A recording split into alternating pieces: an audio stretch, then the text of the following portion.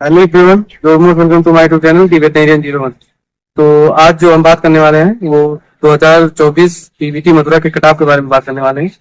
तो अभी हाल ही में जो आप लोगों ने एग्जाम दिया था, तो उसका रिजल्ट जो है, एग्जाम जो हुआ था आप लोग का 9 जून को एग्जाम हुआ था और उसका रिजल्ट जो है 3-4 दिन बाद आ गया था। तो जो आप लोग की जो फर्स्ट रैंक आई थी इस बार 593 पे आई थी। और जो हम लोग का बैच था उस समय हम लोग की जो रैंक आई थी फर्स्ट 605 पे आई थी। तो काफी इस बार जो काफी कट ऑफ है थोड़ा बहुत नीचे हो सकता है। तो उसी हिसाब से मैं फ्री सीट और फीमेल सीट और गर्ल्स की सीट जो है ऐसा करके मैंने ओवरऑल कट ऑफ निकाला है 2024 पीवीटी मथुरा का। तो जो फ्री सीट है ओबीसी के लिए, ठीक है, बेसिकली मैं फ्री सीट की बात कर रहा हूँ और ओबीसी कैटेगरी की। तो इसमें जो ओवरऑल रैंक जाएगी, मतलब किसी स्टूडेंट की जो ओवरऑल रैंक है 25 से 28 के बीच में है तो वो काउंसलिंग कराने आए। मतलब इस बार तो ऑफलाइन काउंसलिंग होगी, तो कोई दिक्कत, ऑनलाइन काउंसलिंग होगी सॉरी। तो कोई दिक्कत की बात नहीं है। तो ऑनलाइन काउंसलिंग में आप लोग पार्टिसिपेट करिएगा 25 से लेकर 28। यानी कि आप लोग का अगर जो रैंक है 30 के आसपास भी है, 30-35 के आसपास भी है, तो भी आप लोग काउंसलिंग में पार्टिसिपेट कीजिएगा। ऐसा नहीं है, मिलने के चांसेस होते हैं। कोई बच्चा फ्री सीट नहीं ले रहा है, ठीक है, मतलब काउंसलिंग में पार्टिसिपेट नहीं कर रहा है, तो उसको उसके बाद वाले रैंक वालों को सीट मिल जाती है। और हम बात करते हैं जनरल कैटेगरी की। तो जनरल कैटेगरी में 15 से 18 रैंक जिसकी है तो वो फ्री सीट के लिए अवेलेबल है और उसके लिए अवेलेबल है। और 15 से 18 के आसपास यानी कि आप लोग 30 तक भी जा सकते हैं, 25 तक भी काउंसलिंग करा सकते हैं। और एसटी कैटेगरी के लिए क्या है, जिसकी रैंक 100 है या फिर बिलो 100 है तो वो काउंसलिंग में पार्टिसिपेट करेगा, ठीक है। और आसपास के रैंक यानी कि 115 तक भी करा सकते हैं काउंसलिंग।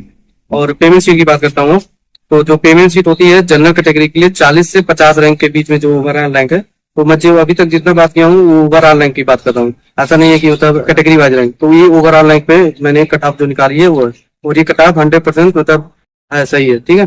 तो वो जनरल कैटेगरी के लिए क्या है, 40 से 50 तक ओवरऑल रैंक होनी चाहिए। और ओबीसी कैटेगरी के लिए क्या है कि 65 से 70 ओवरऑल ओवरऑल रैंक है, तो वो काउंसलिंग में पार्टिसिपेट करे। तो यानी कि प्लस माइनस 5-10 रैंक ऊपर नीचे अपना मतलब वो पार्टिसिपेट कर सकता है पेमेंट सीट के लिए। और एसटी कैटेगरी के लिए क्या है कि 125 रैंक होनी चाहिए ओवरऑल रैंक, ठीक। और कैटेगरी रैंक, अगर कैटेगरी रैंक एससी की बात करें तो अंडर 25 में वो मिल जाएगी पेमेंट सीट, ठीक है। और फ्री सीट का डिस्ट्रीब्यूशन यहाँ पे कैसा है, क्योंकि DUVASU Mathura one of the most number 1 veterinary college में से आता है यूपी के। तो फिर इसकी जो डिस्ट्रीब्यूशन है सीट की, 45 सीट है फ्री सीट। तो 45 सीट में जनरल की जो सीटें होती हैं 23 सीटें होती हैं। तो और ओबीसी की सीटें 13 सीटें होती हैं और एससी की सीटें होती हैं 12 से 13। और एसटी की सीटें एक होती है जो कि कभी भी फिलअप नहीं होती है। हर साल इसकी सीट जो है खाली हो जाती है एसटी की, और इसमें जनरल का कोई बच्चा या फिर जो ओबीसी की रैंक का कोई अच्छा बच्चा, यानी कि जिसकी कैटेगरी रैंक अच्छी होगी, वो एसटी के रैंक पे आ जाता है। मथुरा में जो ओवरऑल सीट है, यहाँ पे 100 सीट है ओवरऑल सीट, जिसमें से ओपन सीट जो होती है 45 होती है, जो कि मैंने पहले भी बता दिया है, ओपन सीट पर 45 है। और पेमेंट सीट जो होती है और एनआरआई सीट होती है, ठीक है। ये दोनों सीटें जो होती है एक ही साथ में ले लिया जाता है, क्योंकि जो एनआरआई की सीटें होती है फिलअप नहीं होती हर साल, मतलब वो खाली हो जाती है। क्योंकि एनआरआई की ज्यादा एक बच्चे आते हैं, ठीक है। तो एनआरआई वाले अगर इस बार आएंगे तो फिर वो पेमेंट सीट में कन्वर्ट नहीं होगी, अन्यथा मतलब वो पेमेंट सीट में हो जाएगी। तो पेमेंट सीट जो होती है 22 होती है, लेकिन अगर हम इसमें 5 एनआरआई की सीट जोड़ लें तो टोटल हो जाती है 27 सीट। तो 27 से 30 के बीच में यहाँ पे बच्चे जो होते हैं पेमेंट सीट पे होते हैं, क्योंकि पेमेंट सीट मतलब कुछ 1-2 सीटें इधर उधर हो जाती है, पेमेंट सीट में ही दे दी जाती है फ्री सीट वाली भी। तो जो भी वो उन लोग का मतलब अपना अलग ट्रैक है क्या होता है, इसमें हम लोग अनुमान नहीं लगा सकते कि क्या ही वो लोग करते हैं।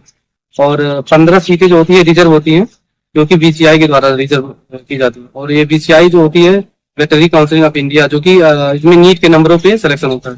तो इस बार जो क्योंकि नीट का कट ऑफ ज्यादा गया है, 640 पे भी एडमिशन नहीं हो रहे हैं, तो फिर इस हिसाब से इस बार जो नीट में मतलब नीट के थ्रू जो वेटनरी में सिलेक्शन होगा वो 630 या फिर 6+ ही जितने भी स्कोर वाले स्टूडेंट रहेंगे जिनको नीट में नहीं करना है, आगे बीबीएस की डिग्री नहीं करनी है, तो वो उनका वो मतलब वेटनरी की सीट ले सकते हैं 600+ पे।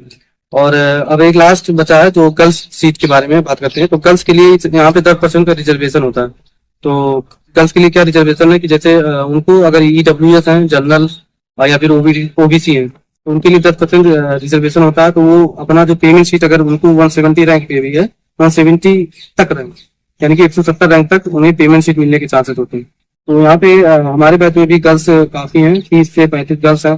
तो अभी तक क्या था, वेटनरी में गर्ल्स वगैरह का मतलब उतना वो नहीं था, लेकिन आने वाले समय में वेटनरी में गर्ल्स भी हैं। तो बॉयज और गर्ल्स का रेशियो काफी मतलब हद तक सही रहता है। मतलब पहले नहीं था, पहले तो जैसे 15 से 18 गर्ल्स होती थी तो 50-60 बॉयज होते थे, लेकिन अभी क्या बराबर का है। ठीक है, 30 गर्ल्स हैं, 30-35 गर्ल्स हैं तो 45 ऐसे ऐसे करके बॉयज।